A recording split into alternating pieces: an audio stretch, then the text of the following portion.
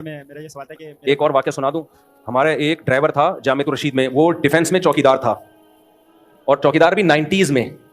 وہ چوکیداری چھوڑ کر ادھر آ گیا ہمارے مدرسے میں ڈرائیونگ. تو میں نے کہا یار وہ کام آسان تھا, تمہاری تنخواہ بھی زیادہ تھی, تو تم وہ آسان جاب چھوڑ کر ادھر کیوں آ گئے؟ یہ واقعہ تو اس نے مجھے 2000 کے بعد بتایا, لیکن یہ واقعہ ہوا 90 اور 2000 کے بیچ میں. کہنے لگا میں ڈیفینس میں جاب کرتا تھا چوکیداری کی, تو ایک دن کیا ہوا, جس لڑکے کے گھر میں جاب کر رہا تھا یعنی چوکیدار تھا, اس لڑکے کے ابا کی ڈیڈ باڈی آئی ایمبولینس میں. تو جو بھی ہاسپٹل والوں نے بولا کہ اس کے بیٹے کو اٹھا دو, کہ بولو تمہارے ابا کا انتقال ہو گیا. ابا ہاسپٹل میں ایڈمٹ تھے کہ ابا کا انتقال ہو گیا, تو بھائی یہ ڈیڈ باڈی کو ریسیو کر لو. کہہ رہے میں نے جا کے اٹھایا سیٹھ صاحب کو, سیٹھ صاحب آپ کے والد صاحب کی ڈیتھ ہو گئی ہے, ان کی ڈیڈ باڈی آئی ہے, ایمبولینس باہر کھڑی ہوئی ہے. کہہ رہے اس نے مجھے کہا کہ یار دفنا دو, میں بھی سو رہا ہوں, میری نیند خراب مت کرو. یہ ڈیفینس کا واقعہ ہے. غریبوں کے ہاں ایسے واقعات بولو نہیں ہوتے. میں نہیں کہہ رہا ڈیفینس کے ہر گھر میں ہے, جہاں مذہب ہے دولت کے ساتھ اگر مذہب ہو تو سبحان اللہ.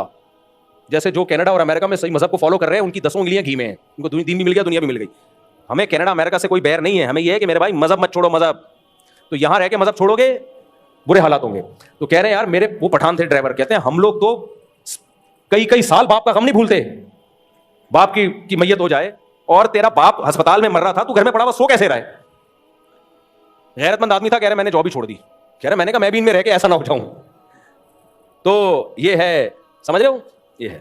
آپ کہہ سکتے ہو اتنا بڑا بنگلہ تو ابا نے بنا لیا, کیا فائدہ میرے بھائی, بوڑھے کو جھونپڑی میں رہتا ہوں نا, خدا کی قسم اولاد کی محبت مل جائے وہ 1000 گز کے بنگلے سے اچھی ہے جس میں اولاد کی محبت بڑھاپے میں نہ ملے. اور مغربی دنیا میں نا کچھ تھڑے ہوتے ہیں, کچھ ہوٹل ہوتے ہیں جہاں سارے بڈھے آ کے بیٹھتے ہیں, اپنے غم شیئر کرتے ہیں. یہ ڈیفینس میں بھی آپ کو ایسے تھڑے ملیں گے, اور اب ہر علاقے میں بننا شروع ہو گئے ہیں, جنہوں نے ساری زندگی بیوی بچوں کو کما کے کھلایا, اعلیٰ تعلیم دلوائی, مذہب کو فوکس نہیں کیا. اب جب وہ ریٹائر ہو گئے تو بیوی بچوں نے ان کا خون چکے نچوڑ چکے تھے, اب وہ کسی کام کے نہیں ہیں. اب نہ بیوی کچھ سنتی ہے نہ بچے کچھ سنتے ہیں.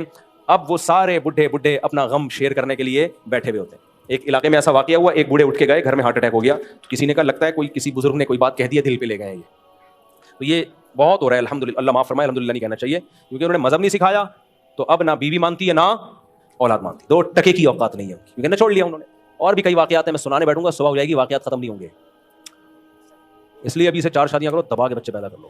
ایسی کی تیسی سوسائٹی کی کیا خیال ہے؟ اور شادی بھی گھریلو عورتوں سے کرو, ان لبرل انٹیوں سے کر لی نا تو ایک بھی تمہیں گنجا کرنے کے لیے کافی ہے. چلو.